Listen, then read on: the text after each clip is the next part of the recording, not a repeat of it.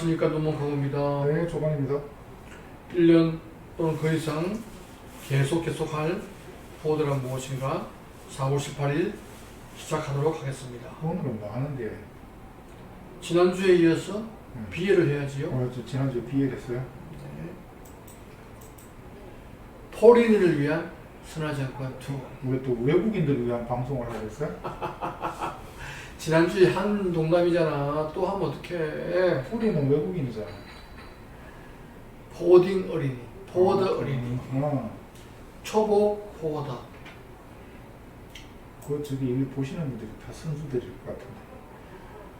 선수가 아닌 사람도 있을 거라고. 이게 비엘이에요?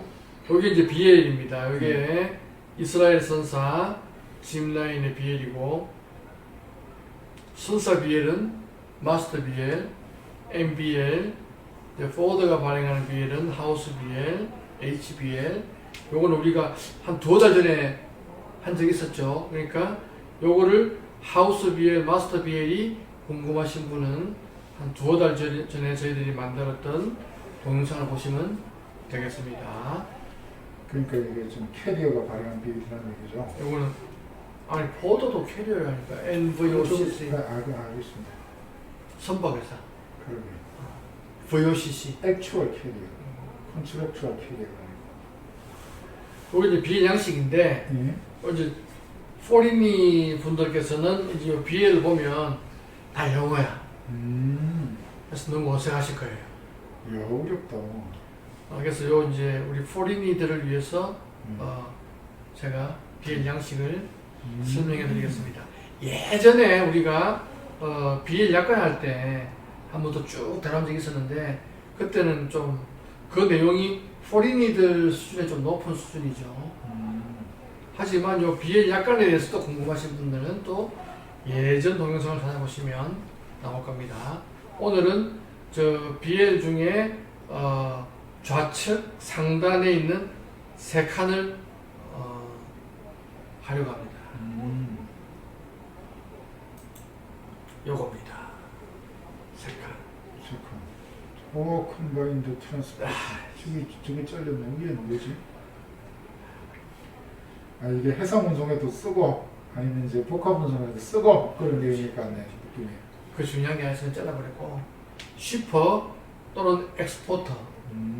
두 번째가 컨사이니. 컨사인이 세 번째가 노티파이. 노티파이. 근데 첫째 칸은 쉬퍼 앤드 엑스포터면 둘째 칸은 컨사이니 또는 임포터 해야 되는데 왜 임포터를 뺐을까? 그참 이상하네. 그다음에 시퍼가 컨사이너가 되는 거죠? 그렇지. 또 컨사이니니까 니니까. 위는 또 컨사이너 OR. 위에가 그래서 송하인 물건을 보내는 사람. 보내는 사람. 밑에가 컨사인이 물건 받는 사람. 물건 받는 사람. 물건의 주인. 그래서 첫 번째 칸과 두 번째 칸은 다 물건 주인을 의미합니다. 네, 물건의 주인. 위에는 선적할 때의 주인이 되는 것이고, 네. 두 번째 칸은 이제 물건을 내릴 때 주인이 되는 거죠. 주인이 되는 거. 그리고 이제 첫째 칸에서 둘째 칸으로 언제 소유권이 넘어가느냐. 오늘 인코텀제도 나오죠. 인코텀제 안 나와요. 딜리버리가 인코텀제 아니야. 딜리버리가. 그거는 저기 물건의 인도랑 관련된 소유권 이전의 문제는 인코텀제 기본적으로 다루지 않습니다. 또 우리 조관은 또 그거는 이제 인코텀제 가지고 해결할 수 있는 문제가 아니에요. 또 조관은 또 너무 또 원칙적으로 얘기하는데 포린이들한테 얘기하는데 그냥 넘어가자. 아니 FOB, CIF 이런 거는 선정이 되는 순간 넘어간다. 막 이렇게 넘어갑시다. 아니 책임 관계가 이전에 되는 게 소유권 문제는 별거예요. 그래. 그냥 넘어가는 거 봅시다. 참나. 하여튼 anyway, 시퍼랑 컨사이니는 물건 주인을 나타낸다. 그럼 이제 세 번째 칸 노티파이는 뭐냐? 이거는 물건이 왔어요 하고 이제 알려주는 거예요. 알려줘야죠. 그렇죠. 이게 이제 이 국제무역이다 보니까 물건이 도착하면 그냥 내가 저 부두 가가지고 접니다 하고 물건 받아갈 수 있는 게 아니고 할 일이 많아요. 대표적인 게 통관을 해야 되죠, 그죠?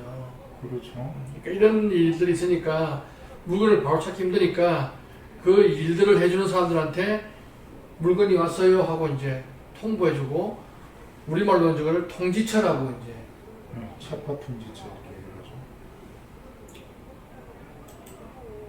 그래서 시퍼라인은 하나의 업체 또는 개인, 개인 물품이 올 때는 개인을 쓰는 거니까 이렇게 되어 있습니다. 컨사인이도 하나의 업체 또는 개인이다. 그럼 마지막 남은 한 개는 하나의 업체가 안 되겠죠. 여러 개한테. 하나의 업체가 되면 이걸 안 했을 거니까 둘 또는 그 이상도 가능하다. 여러 명한테 알릴수록 좋다 이런 얘기죠. 그러니까 왜냐하면 이 1번하고 2번은 물건 주인이기 때문에 두 업체를 넣을 수가 없는 거야 사실은. 네. 소유권이 두 개가 될 수는 없는 거니까 보낼 때 소유권자, 받을 때 소유권자 이거 하나씩만 있으면 되는 거고 대신에 노티파이 통지처는 물건을 받게 하기 위해서 다양한 일을 해야 되니까 여러 군데 통지를 할 수 있다. 그렇게 되겠죠.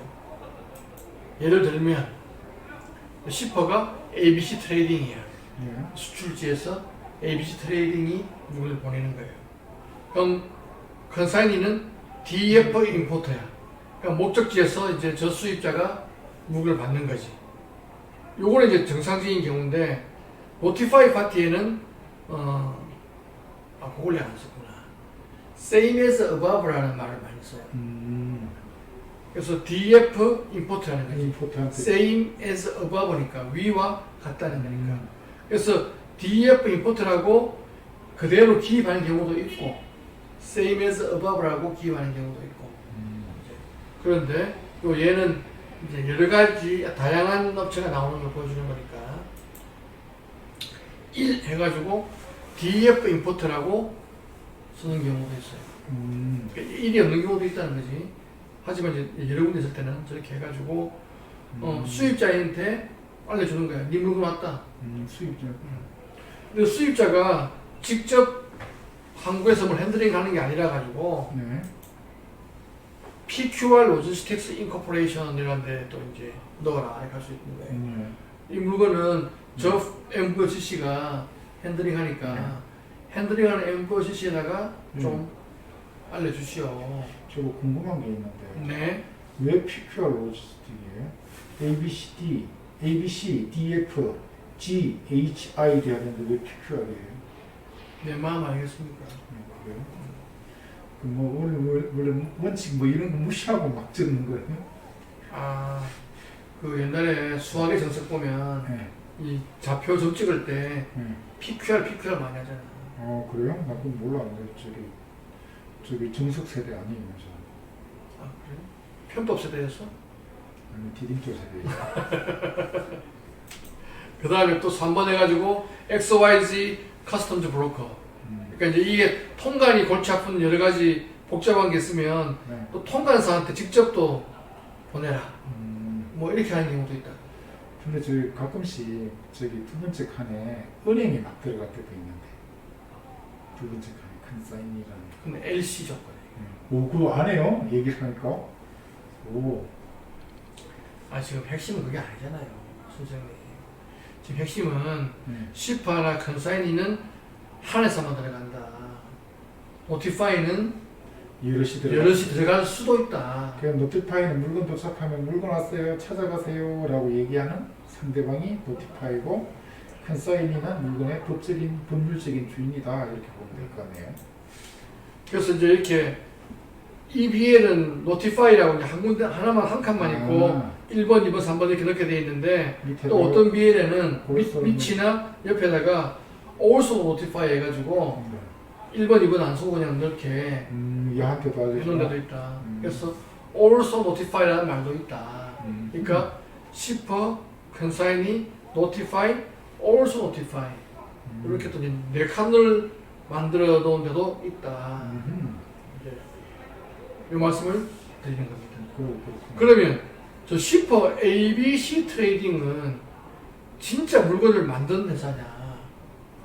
아닌 경우가 더 많죠, 그죠? 수도 있죠. 만들 수 그러니까 제조자가 직접 수출하는 경우도 있지만 제조자는 물건만 만들고 수출하는 회사가 따로 있는 경우도 있잖아요. 그렇죠. 이런 경우가 예를 들면 나는 물건을 잘 만드는데 해외 바이어 개발하고 이런 거 잘 못한다. 그러면은 그 해외 바이어 개발하고 무역 금융하고 이런 것들을 잘하는 회사한테다가 그냥 맡기는 거지. 그러니까 예전에 그 이렇게 손재주 좋은 여자들이 외국에 못 팔면 오빠들한테 맡기잖아. 그래서 오빠상들이 이제 오퍼사. 그 오빠상들이 이제 해주는 거죠. 아 진짜. 그, 근데 그게 이제 네. 가장 전형적인 모습인데 네. 또 우리나라는 또 그런 또 전형적인 모습이 나오는 순간 또 편법을 많이 쓰죠. 그래서 재벌 그룹사들이 네. 제조회사에서 예를 들면 옛날에 대우자동차가 차를 만들어. 네. 그럼 대우자동차의 그 훌륭한 인재들이 무역부에서 수출하면 되는데 네. 굳이 주대우라는 또 상사를 만들어가지고 대우자동차가 주대우의 물건을 팔아. 그럼 주대우가 그 물건을 사가지고 외국에 수출을 해. 그러면 차는 하나인데 매출이 두 번 일어나잖아. 이렇게 해서 그룹 매출을 또 키우는 또 그런 편법을 많이 했고 지금도 그런 것도 많이 하고 있죠. 지금 종합상사 다 없어졌잖아. 종합상사가 꼭 하는 건 아니니까. 그 다음에 그러면 이런 경우에 제조회사가 직접 선사회나 포드가 연락해가지고 내 물건 수출할 거 있어요 하고 막 하는 거야 이제. 왜냐면 사실 제가 다 하는 거니까. 그 오퍼상이나 무역회사는 그냥 형식적으로 끼워주는 거니까. 그런데 SR을 보니까 ABC 트레이딩이네. 그럴 수도 있죠. 이런 경우가 또 비슷한 게 수출 면장도 그렇죠, 그죠? 수출 면장에도 제조자가 있고 수출자가 있고. 요새는 거의 대부분 같은데 다른 경우도 있을 수 있죠. 수출자명이나 제조자명이나. 그래서 사실은 우리가 서류만 보면 간단하게 시퍼 하나, 큰 사인 하나 이렇게 나오지만 속을 들여다보면은 그 수출자가 되기 전에 제조자가 있고 뭐 물건 받은 사람이 있고 또 중간에 뭐 핸들링 하는 사람이 있고 복잡하더라고. 얼마 전에 내가 일본으로 어떤 물건을 하나 수출했어요. 수출한 게 아니지. 운송을 했어요. 그러니까 제조자가 있어. 무역회사가 하나 있어. 그 다음에 일본 바이어에 한국 지사가 있어. 일본 바이어가 있어. 근데 실제로 비해상에는 일본 바이어의 지사가 일본 본사로 보내는 형식으로 되어 있더라고. 그럼 앞에 있는 제조자와 우리나라 무역회사는 안 보이는 거야. 안 보이시요. 그렇죠. 그러면 이 시파란에 어떻게 해서 이 일본 지사가 들어가는지 알 수 있을까요? 이 실제로 비해를 입력하는 사람은? 아니 비엘을 저기 그 보낸 사람이 저기 일본 회사니까 일본 회사 이름이 들어가는 거 아니에요? 뭐 이상한 질문 자체가 이해가 안 가네. SR에 나와 있는 대로 하면 된다. 그러니까 실제로 부킹은 중간에 있는 한국 무역회사가 있었어요. 했는데 이제 실제로 서류상에는 이제 일본 지사가. 지사가 보낸. 그다음에 뭐 컨테이너 들어가고 뭐 작업을 어떻게 하고는 실제로 제조자하고 컨택을 했어요. 왜냐하면 이 무역 상사는 공장 상황을 정확히 모르니까 계속 자기가 전화 받아서 넘기고 받아서 날 주고 하면 복잡하잖아. 네. 그러니까 그냥 공장이랑 직접 통화하세요 하고 알려줬다고. 그러니까 실질적인 실물의 흐름은 공장하고 얘기를 해. 서류와 관련해서는 한국 무역회사하고 얘기를 했어. 근데 BA를 딱 찍으려고 보니까 시파는 일본 지사야. 세 군데 회사가 지금 개입되어 있는 거야. 하지만 시파는 누구를 찍느냐? SR을 주는 그대로 찍어주면 된다. 그렇죠. 헷갈릴 필요가 없다. 그러니까 아니 왜 실제적으로 물건 빼고 넣고는 공장하고 통하고 무역에 관한 뭐 운임을 체크하거나 뭐 배가 언제 있거나 이런 거는 무역회사하고 체크를 하고. 근데 BA는 보니까 한 번도 나오지도 않았던 일본 지사가 10% 들어가 있고. 그러니까 일본 지사가 이제 그 바이오다 보니까는 전 일은 공급하는 니네들이 해라고 이제 맡겼겠죠. 아마 이게 이제 금융이 있게 있을 것 같아. 금융이요. 그러니까 아마 일본 지사가 또 이제 10%에 들어갔을 수도 있고. 그럴 수도 있고. 그래서 이런 것들이 이제 그 돈 주고 받는 게 제3자가 중간에 끼는 경우가 많잖아요. 저렇게 되면. 그래서 외국한 거래법상에 이제 3자 지급 신고가 들어가야 되는 경우들이 있을 수가 있어서 그럴 때 조심해야 돼요. 근데 본 건에 대해서는 그 우리나라 회사에서 이제 그 물건을 갖다가 일본에 있는 우리나라에 들어와 있는 일본 회사의 지사에게 돈을 갖다 받는 거잖아요. 그렇죠. 돈을 받는 거니까 3자 지급은 해당되지만은 신고해야 되는 3자 지급은 안 들어가니까 괜찮아요. 근데 이제 우리나라 쪽에서 돈이 나갈 때는 반드시 신고를 해야 돼요. 조관님. 네. 포린을 위한 겁니다. 포린이도 그거 알아야지. 뭐 고객들이 그거 가지고 몰라가지고 얼마나 많이 힘들어 하는데. 쉽게. 그래서 결론적으로 무슨 얘기냐. 하여튼 시파 컨사이니는 한 회사만 들어가는데 사실은 무역이라는 게 복잡하게 얽혀가지고 여러 업체들이 얽혀 설켜 있지만 시파 안에 찍히는 거는 SR 준 대로 그대로 찍으면 된다. 네. 지금 얘기했던 뭐 3자 지급 이런 것들은 우리 운송하는 사람은 알 필요가 없고 하여튼 SR 주는 대로 BL에 찍으면 된다. 그런 걸 알고 이제 고객들에게 얘기를 해줘가지고 곤란한 사정을 피해가게끔 하면은 더 많은 고객들을 유치할 수가 있겠죠. 그 다음에 또 이제 어떤 일이 있냐면 그런데 컨테이너 하나에 시퍼 또는 컨사이니가 2명인 경우가 있을 수 있잖아요. 실제로. 그렇죠. 이럴 때는 어떻게 해야 되냐, 이럴 때는. BL이 여러 개 나와야 되겠지. 피해를 분리하면 된다. 그거 한 회사 신들이네. 그러니까 피해를 분리하면 된다. 이렇게 쫙쫙. 그래서 물건 주인이 하나하나 나오게 피해를 분리하면 된다. 그 LCL 하는 거 아닙니까?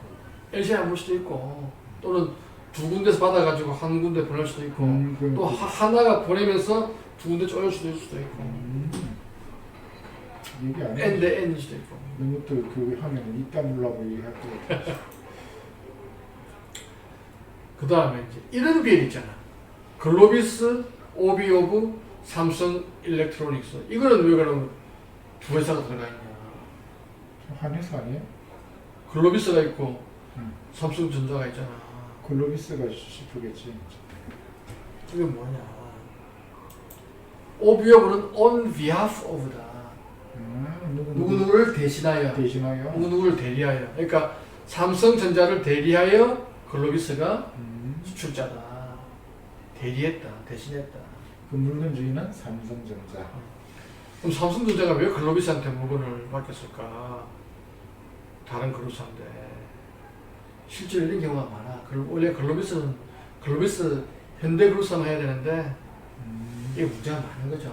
사실은 이것도 다음에 이야기를 하고. 이건 뭐냐 그러면 MVOCC가 하우스 BL을 발행했다는 겁니다. 그러니까 BL이 두 개 나왔다는 거예요. 하나의 물건에 대해서 BL이 두 개 나왔다는 거예요. 마스터 BL과 하우스 BL. 아까도 얘기했지만 여기 궁금하신 분은 한 두어 달 전에 저희들이 찍은 내용이 있습니다. 그 참고하시면 돼요. 그러니까 글로비스가 마스터 비엘상의 시프가 되는 거고 하우스 비엘상의 시프는 삼성 일렉트로닉스가 되겠네요. 맞습니다. 그래서 사실은 on behalf of 이하는 없어도 되는 거야. 근데 조금 확실하게 보여주기 위해서 찍어주는 거예요. 그래서 컨사이니는 글로비스와 관계되는 도착지에 MVOCC가 기입되는 거예요. 그러니까 난 포워딩 파트너가 그렇죠. 이렇게 되는 거예요. 대신에 이제 글로비스가 발행한 하우스벨에는 슈퍼는 삼성 일렉트로닉스가 되고 컨사이니는 저 물건을 수입하는 실제 수입자가 들어가야 되겠죠. 들어간다고. 이런 내용들은 아까도 얘기했지만 우리가 두어 달 전에 찍은 동영상을 보시면 됩니다. 그래서 이렇게 on behalf of라는 내용으로는 두 업체가 들어갈 수 있지만 사실은 on behalf of 이하는 필요 없는 내용이다. 그래서 사실은 그 MVOCC 하나만 들어가는 경우도 많아요. 그렇죠. 저렇게 되는 거 처음 보는 것 같았어. 처음 보는 거예요. 저도 많아요. 내가 BL 자체가 거의 안 보잖아요. BL을 안 하니까. 그래서 오늘은 BL에 있는 처음 3칸 슈퍼 컨사이니 보티파이에 대해서 알아봤습니다. 네, 고생하셨네요. 수고했습니다. 네.